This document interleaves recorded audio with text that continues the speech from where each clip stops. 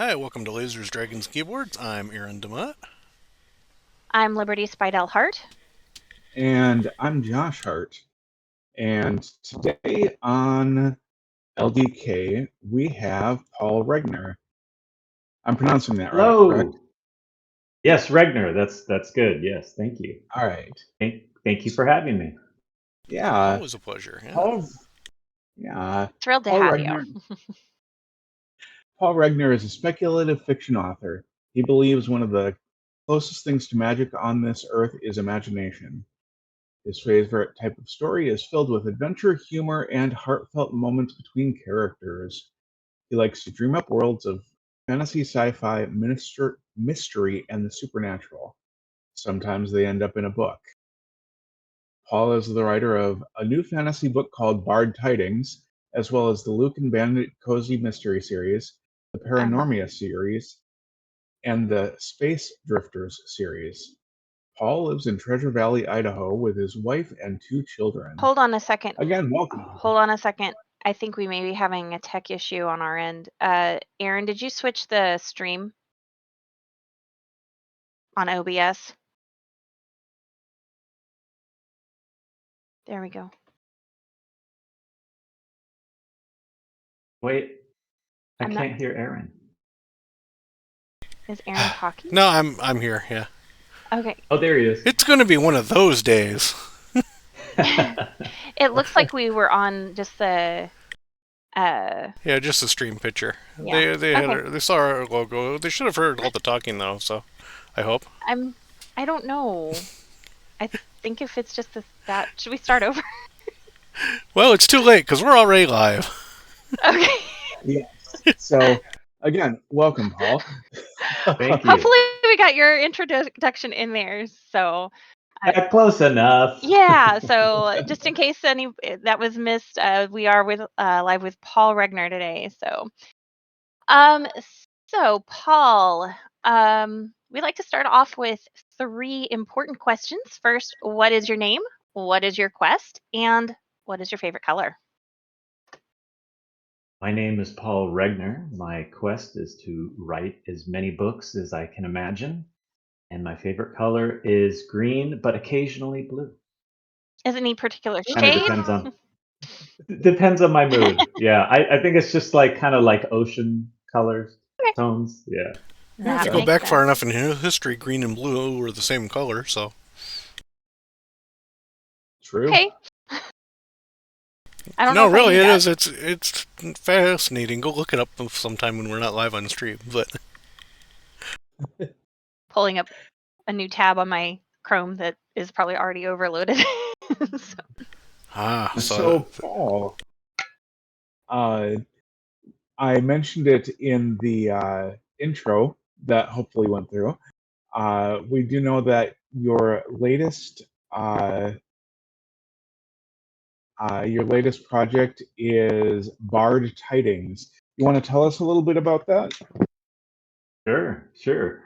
It's a fantasy story, and it's about a bard who thinks he has finally landed his dream job, which is playing before royalty in the castle.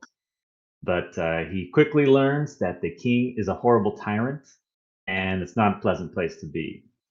Of course, he realizes the best thing he could do is just kind of keep his head down, stay out of trouble. But when the woman he loves is threatened by the king, he has to step in and try to save her. I.e., do something incredibly stupid. Yes, something incredibly stupid and impulsive. But that ends up putting him on the top of the king's hit list. So he has to flee the castle with the woman he loves and his best friend, the castle jester. And they have to evade the king's soldiers and travel beyond the boundaries of the kingdom through some of the most treacherous lands that are even unknown to them, and face all manner of crazy fantasy creatures and just learn how to survive. If I'm laughing, it's because I've already read the book and it is hilarious. I'm looking forward to it. It's been in my Amazon cart for a couple of weeks. Just go steal Josh's copy and read it. I don't think he has a copy yet. He doesn't? Not yet. Oh. We're working on it. It's a good book. Oh, thank you. I appreciate that.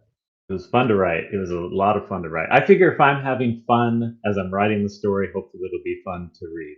Usually So, is. So And P.S. Don't steal treasure from a dragon, by the way. But anyway, yes, yes. I don't want to give too many That's spoilers, a but painful lesson that they learn. Aaron, your question. oh, it's I'm getting distracted remembering different scenes from the book as we're talking. So speaking of that, though, Nothing wrong with that. do you have a favorite scene or character from the book? Oh boy. I guess I'd have to say my favorite character, at least he just was so much fun to write, was Flingard, who's a character that appears like I believe around chapter 5, and kind of the relationship between him and the main character Jonas the Bard. It's just a fun kind of camaraderie, but at first kind of like there's a tense camaraderie because they have very different personalities. But sometimes I like that. I like pitting, sort of not abrasive, but personalities that don't quite match against each other through the journey, and then they just kind of find that equilibrium and find how those things that kind of separate them actually make them stronger when they're together and when they unite as one. So yeah, And a lot of that fun. was You fun. I idiot! What really have you enjoyed gotten that me into character. now? Situations. Right? Yeah, a lot of that fun stuff. Yeah. So, kind of a follow up, like, what led to writing this book? Like, what was the inspiration? Yeah, well, it's funny because this actually started as a science fiction story. When I started, Really? I had this idea. Yeah, I was going to do sort of like I called it like an accidental Iron Man kind of idea, where he finds this suit Nice. with like this super intelligent AI, and the AI kind of becomes like the mentor, right, and kind of trains him. Mm-hmm. Mhm. And I tried several different versions, and it just wasn't quite working. I'm more of a pantser organic writer, so I just plunge into it once I get that idea, and I get to a certain spot, and it's like either working or it's not, and I have to sort of redo stuff until it clicks.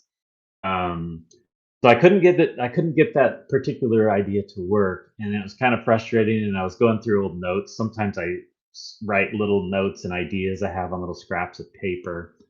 I was going through those to try to spark my imagination. I saw a note that I wrote. It said like, "Hey, a bard that's in a castle, but he doesn't really want to be there, and maybe he's a spy." So I just jotted all these things down, and I'm like, wait a second now, what if I took that bard idea and I matched it with the sci-fi idea, and I just did sort of instead of the AI, it would be like an enchanted warrior trapped in this armor. And so yeah, that's basically how it all unfolded.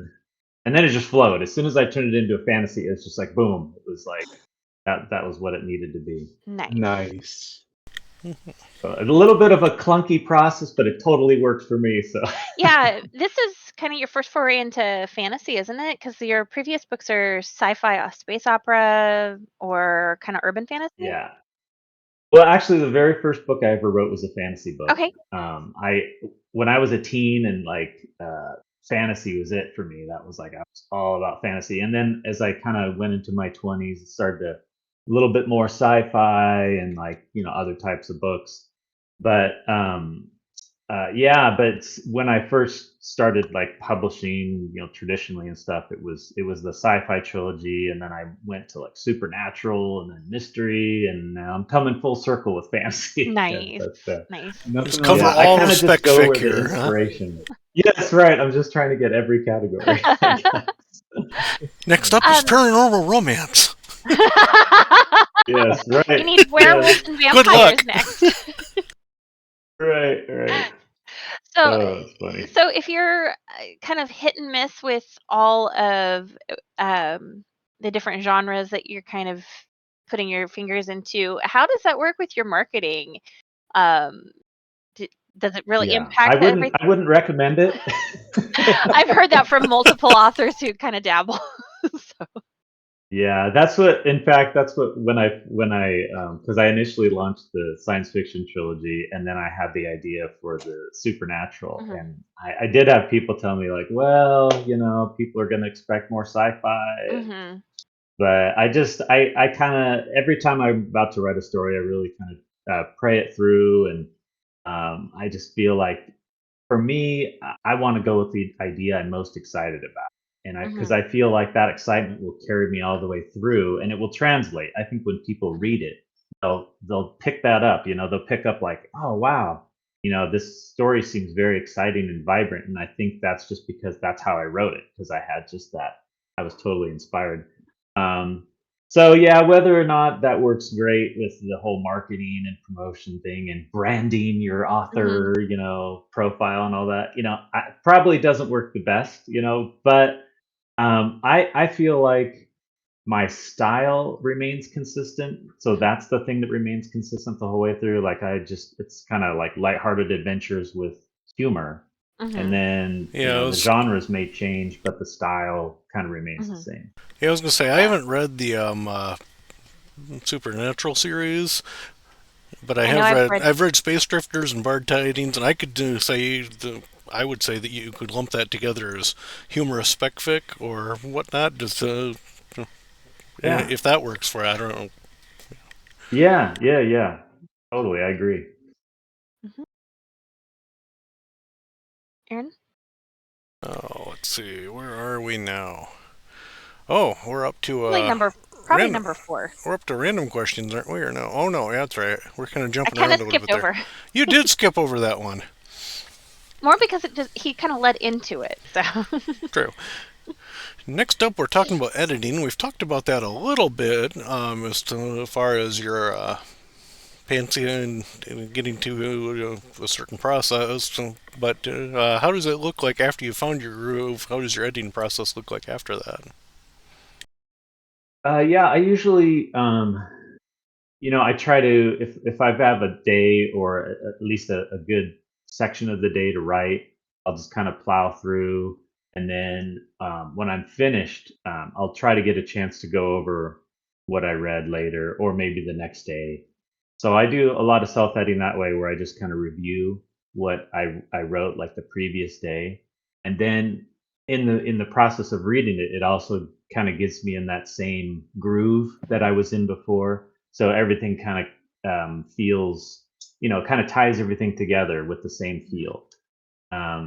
So that's I do a lot of that along the way, and then of course when I'm finished, I read through and edit and change. Like I can't even tell you how many times. It's like I've probably read the book dozens of times before I actually let it go to to alpha or beta readers or whatever. Some people call them alpha readers if it's like early in the process, but um, and then after I get feedback from them, then on to the actual professional editor. And so yeah, that's kind of my process. A lot of self editing along the way and reviewing, and some of it is feel too, just to kind of make sure everything. And if I get to a spot where I just gonna get that sensation where it's like, this is kind of dragging, I need to like change something up. So yeah, kind of like Okay. an intuitive sort of thing. Interesting. Yeah, I've heard a lot of people say, "Oh, don't go back and reread like that." But you bring up a good point about getting back into that Mhm. groove, or flow state, or Yep. zone, or however you want to call it. Yes. Yeah. Tip Yeah. Yeah, typically I Yeah. do the same thing. It kind of depends on the project, but I usually reread what I've written the day before or Yeah. 2 weeks before if it's been a couple of weeks since I've been writing. Yeah. Are you guys? Would you guys say you're pantsers or plotters, or what type Oh, of I am. writers are I you? am definitely a pantser. Um, I don't know why we couldn't hear you, Josh, but we couldn't. Josh is a pantser as well. I tend to lean more towards a plotter, but I have some pantser elements. I started out as a pantser, so Hmm. I kind of do the snowflake method typically, and Oh yeah. then usually I get to about the 2/3 point, and I know exactly where I'm headed, and that's all pantsed. But Yeah, she claims to um, be a Okay. pantser, but then she uses the dreaded O word a lot of times. um, Outline but for anybody who's not in the know. Josh and I actually are writing a book together right now, and that's been an interesting way to balance things because he is a pantser and he can't have a lot of the structure that I prefer to have, but I need a little bit of structure to Yeah. kind of know. Since it's kind of a mystery type suspense feel book, you kind of need to know where you're headed. So it's been an interesting Sure. thing to try to balance between the two of us, to be honest. So, Yeah. I just read this really great book.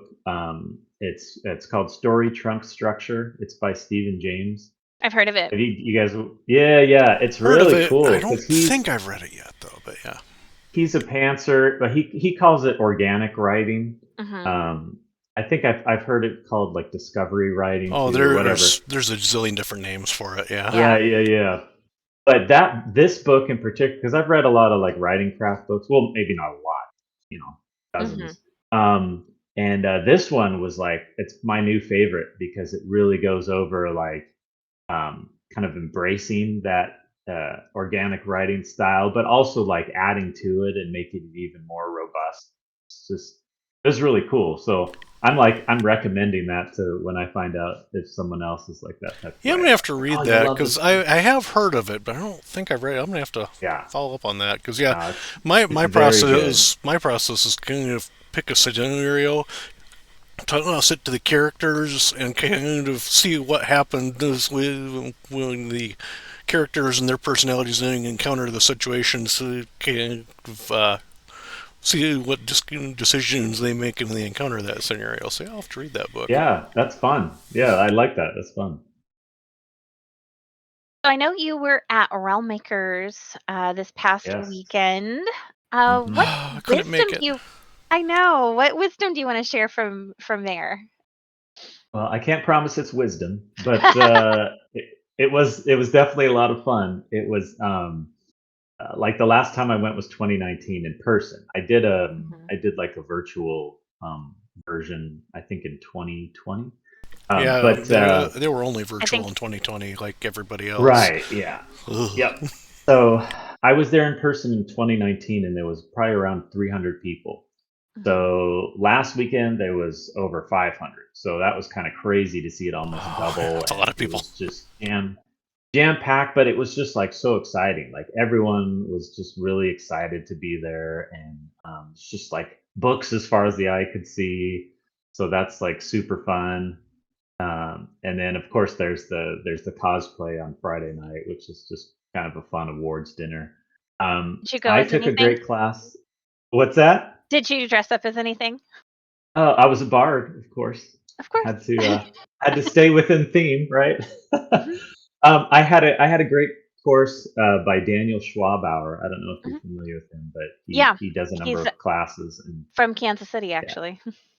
Oh, is he? Okay, Hmm. yeah. And I found his very insightful. So I think they archive it, so probably going to go back and rewatch some of those. But you always learn something, right? I mean, it's kind of the cool thing, and also sometimes the frustrating thing about writing is there's just always so much more to learn and just improve on your own writing, and Kind of life in but that's general is kind of that way, cool. yeah. Yeah, well, yeah, I suppose, yeah. Yeah, Yeah, it was great. I really enjoyed it. It was fun. good. We're hoping to be back there next year in 2024. So, and that's the Yeah, Realm it's going Makers to be in St. Conference. Louis again. Yep, Yeah. that's what I heard. So, don't know what So the see theme us is. there, yeah. Yeah, but it was cyberpunk this year, wasn't it? I think Yeah, so, yeah. yeah. Yeah. So, I think Josh has possibly lost his microphone. We're not really sure what's going on. So, Did you check the couch? yeah, the cat ran off with it. Uh, so Aaron, do you want to roll a d6 or do you want me to? Absolutely. Uh-oh. Josh just went away. Uh-oh. And Some that screwed up our Yes, entire video feed. Come back, Josh. sometimes that's what has to happen. So, All right, well, give me yeah, just a minute to pull out my dice. Let's see here. I've got my d6 ready if we need Oh, to. well, I was going to say I have one right here that I just got to get out. Okay. Ooh, actual dice. Wow. I do, yes. Yep. We have the fancy blue dice right now. Oh, you can't. Right, there we go. Oh, cool. Stream is all messed up since Josh left. Yeah, it is. Josh, come back because it's messed up the screen. Let's see. So anyway, while we're waiting for Josh, I'm going to roll said die. 2. There we are. Haha. What is question number 2? What is your favorite quote from all of spec-fic? Oh my Sci-fi, goodness, fantasy, my etc. favorite quote. Make it be Let's one see, of yours. How Free advertising or something. about let's see, all of spec-fic. Oh my gosh, there's so many good quotes. Books, movies, TV, anything? Yes. Anything. Ah, okay. By Grabthar's hammer, and by the sons of Warvan, you shall be avenged. From the best Star Trek movie. Love Galaxy Quest. That is an awesome. That's one of my favorite all time.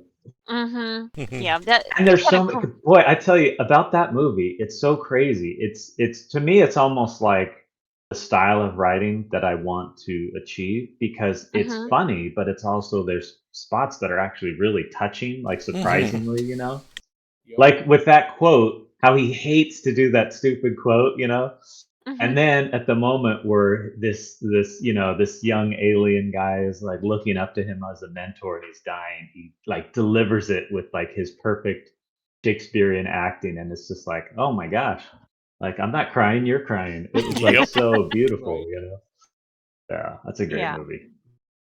It is very underrated in some circles, but definitely a great movie.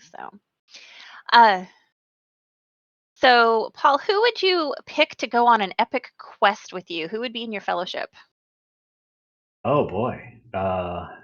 Boy, it's hard to beat the Fellowship of the Ring, right? I mean, you got Gandalf, you got Aragorn, you got Legolas, Gimli. I mean, it's hard to beat that team, right? They pretty much wiped out anything in their path.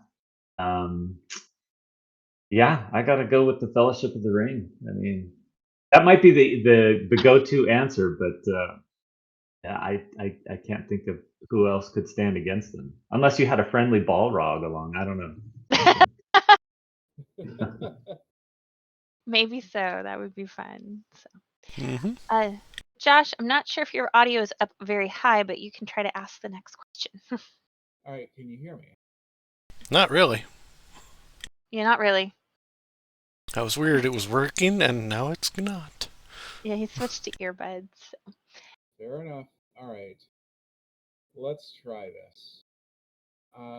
Shout, Josh, shout.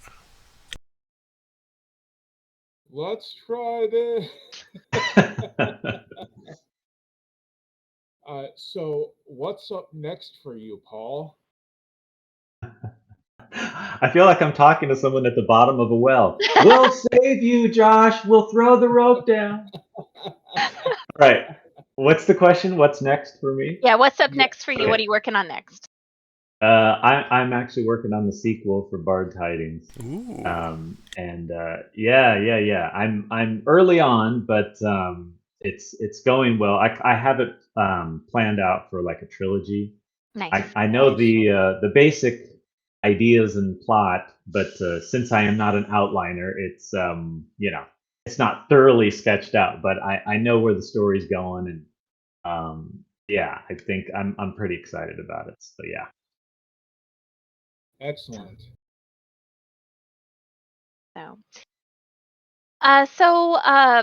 Where can our listeners go to find out more about you, Paul? Where can they find you on social media or web, or where can they find you? Yeah, probably the best place is just my website. My author website is pauljregner.com. Okay. And the last name is Regni. So We'll have that linked in the description too. So okay, yeah, cool. And then that has links to I don't do a lot of social media. I do Instagram is kind of like my go-to. I don't do Facebook anymore, but and then I noticed BookBub when if I you was want. looking for you, when I was trying to find you for setting up the interview, it's like, where did you go? Yeah. I think Instagram is more fun for me, and then BookBub is just all about books. I don't know if you guys frequent that site. Little bit. Pretty good.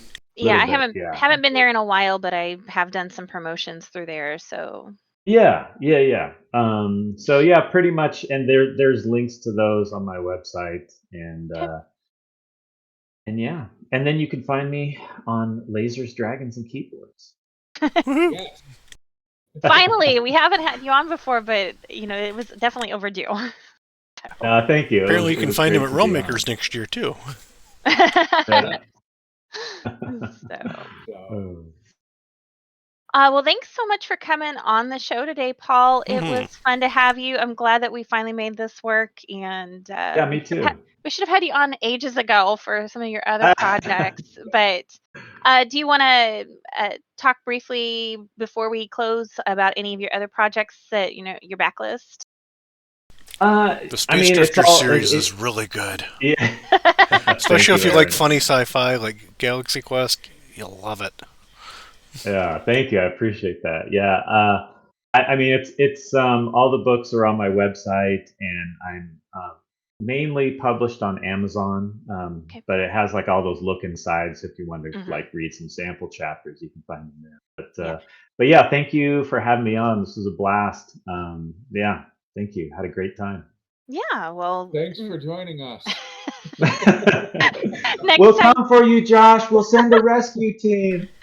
he's literally like 15 feet that way. I don't think he needs a rescue team. I think he needs somebody to mail him a new microphone. Something. Something. I've got something down here. I'll find something for next show. How about that? It could So, just be a weird software glitch too. Who knows? It's been one of who those knows days anymore? today. Yeah, this whole week has been awful for tech issues. So, well, let's see. I think in 2 weeks we have. Is it Tom Dosher? I believe so. Tom Yes. Yeah. So I Yep. think that's That'll going be to a fun one. be. Is that August 5th or August 12th? I can't remember for sure, but One of I think we're having Tom Dosher on in about 2 to 3 weeks. So check the Facebook page for the information. Otherwise, we'll catch you on the flip side. Hi guys, thank you. Bye. See you, everybody.